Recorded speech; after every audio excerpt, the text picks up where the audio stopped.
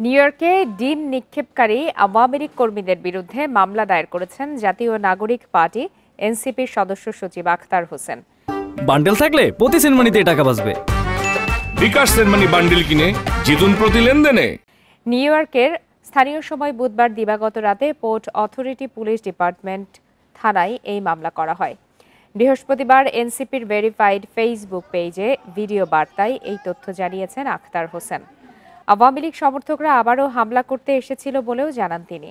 বলেন, পুরো police investigation officer মামলা করার জন্য আমাদের পরামর্শ দেন।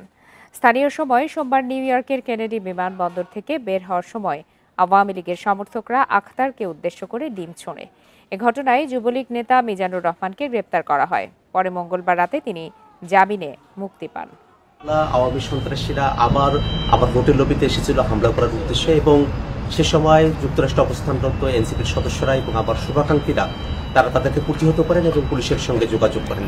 পরবর্তীতে পুলিশ ইনভেস্টিগেশন অফিসার তিনি প্রিসেক্টে এসে মামলা দায়ের করার জন্য আমাদেরকে পরামর্শ দেন। যারা সেই দিন আমাদের উপরে হামলা করেছিল এবং হত্যার চেষ্টা করেছিল, ডেথ থ্রেট দিয়েছিল, তাদের ব্যাপারে আমরা এখানে মামলা দায়ের করেছি।